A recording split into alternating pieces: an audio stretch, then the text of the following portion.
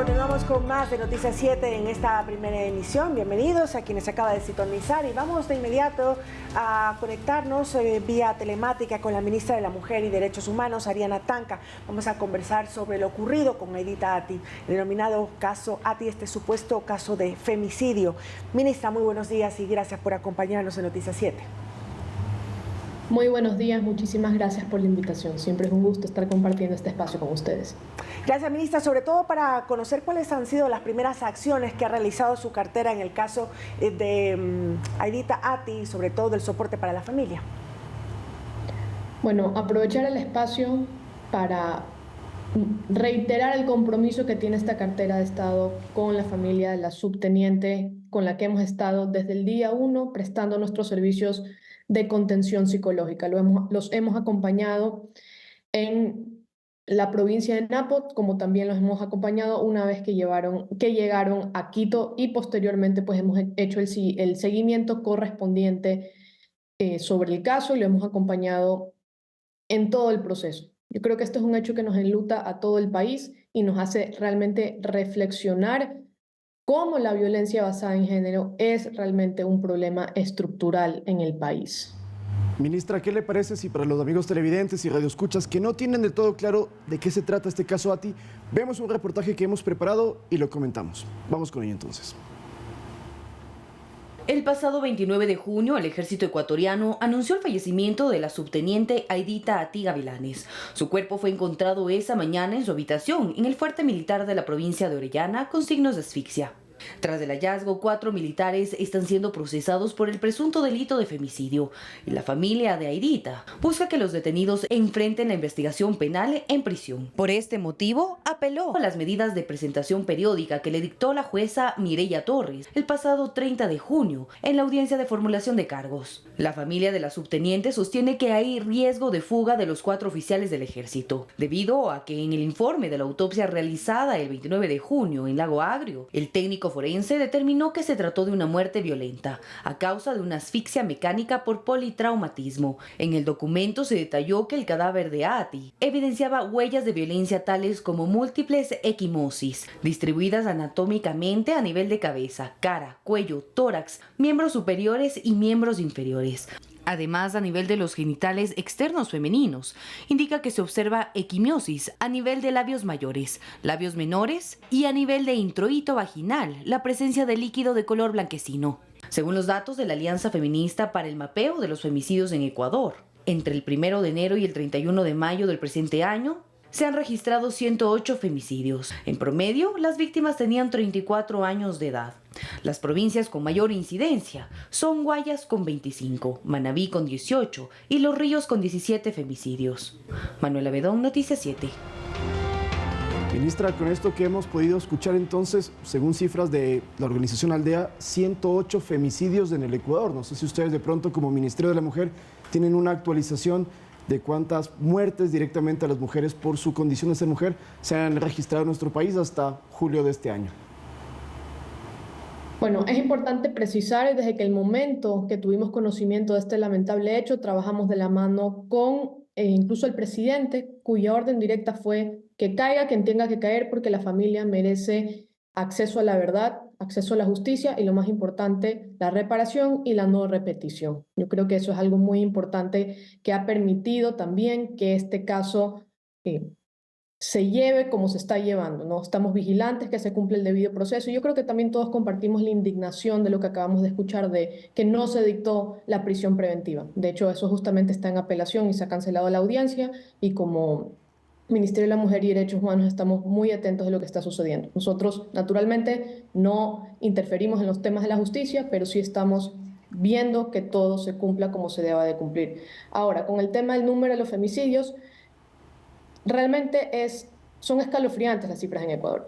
De enero a junio de este año, los datos oficiales del gobierno ecuatoriano registran 43 femicidios. Los datos que acabamos de ver son las cifras de la sociedad civil, un informe donde se utiliza una metodología distinta a la que utiliza el gobierno nacional. Ninguna es mejor que otra, simplemente se utilizan diferentes tipos de variables. Por ejemplo, en el informe de la sociedad civil se incluyen los transfemicidios. En el Los datos del gobierno ecuatoriano naturalmente no se incluyen porque ello todavía no se considera como un crimen de acuerdo al COIP, ¿no? Son diferentes variables que se consideran. Ahora, y esto nos lleva a un tema muy importante de hablar, justamente esa disparidad en cuanto a las cifras. Y es por eso que en el año 2018, en la Ley Orgánica de Prevención y Erradicación de Violencia en contra de la Mujer, se establece que se tiene que crear el Registro Único de la Violencia, que es una plataforma donde justamente se puede tener acceso a estas diferentes cifras cuyos datos son entregados por diferentes carteras de Estado. Hoy, en esta administración, bajo el liderazgo del presidente Daniel Noboa, el Registro Único de la Violencia por fin será una realidad para las mujeres ecuatorianas. Esta herramienta es fundamental para prevenir casos como este porque va a permitir identificar situaciones de riesgo donde como Estado tenemos que intervenir. ¿Cuánto va a estar implementada ya esta plataforma y de qué manera se busca también que contribuya a mejorar la respuesta y sobre todo la prevención de la violencia de las mujeres en el país? Estamos trabajando para que entre noviembre y diciembre la plataforma ya esté operativa. En esta administración hemos conseguido apoyo técnico y económico de diferentes cooperantes internacionales, lo que nos ha permitido avanzar mucho más rápido con el proceso. ¿Cómo funcionaría esta plataforma? Cabe recalcar que esta es una plataforma únicamente de uso interno de las instituciones públicas, ya que contienen datos muy sensibles. Pero, por ejemplo, si una mujer se acerca a un centro de salud, al ingresar su cédula, el médico tratante podrá ver cuántas veces esta misma persona ha acudido a diferentes servicios del Estado. Por ejemplo, podrá ver si en ocasiones anteriores recibió atención psicológica por temas de violencia o si en ocasiones anteriores ingresó a una emergencia con golpes. Todos esos indicadores podrían decirnos que aquí hay una situación de riesgo. Entonces, como Estado podemos intervenir de forma preventiva justamente para que en el círculo de la violencia donde se encuentra esta mujer no escale y poder intervenir a tiempo. Ese sería el uso que tendría esta herramienta tan potente. Ahora, usted ha dicho en otras declaraciones públicas y entrevistas que este es un problema estructural y que las mujeres, el primer tipo de violencia que sufren es psicológica. La duda con esto que ha pasado tanto en las Fuerzas Armadas como hace unos años en la Policía Nacional con el caso de María Belén Bernal es qué se debe hacer o cuál es la iniciativa que hay que implementar ya para evitar que continuemos con tantos femicidios que mucha gente lo ha denominado es la nueva pandemia, no solo en el Ecuador sino en el mundo. Así es, yo comparto con esa perspectiva. El femicidio y la violencia en contra de la mujer es una pandemia.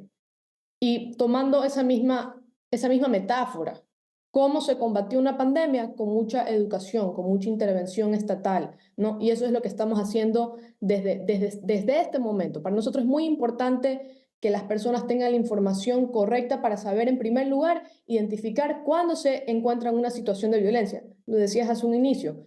La mayor incidencia de violencia en las mujeres en Ecuador es la psicológica. Y eso, ¿por qué pasa esto? Porque generalmente se piensa que la única forma de violencia contra una mujer es el golpe, pero realmente hay varios tipos de violencia, la violencia simbólica, la violencia vicaria, la violencia patrimonial. Entonces, para nosotros es muy importante que las niñas desde muy pequeñas también sepan cuándo están expuestas a este tipo de violencia y, por ejemplo, también en los colegios, que sepan identificar en esas situaciones donde suelen generarse situaciones incómodas, abusos de poder. Entonces, es muy importante empezar a trabajar desde una edad muy temprana el tema de la prevención y eso lo estamos haciendo de la mano del Ministerio de Educación, también capacitamos a los funcionarios públicos, hacemos una intervención a lo largo y ancho del Estado ecuatoriano.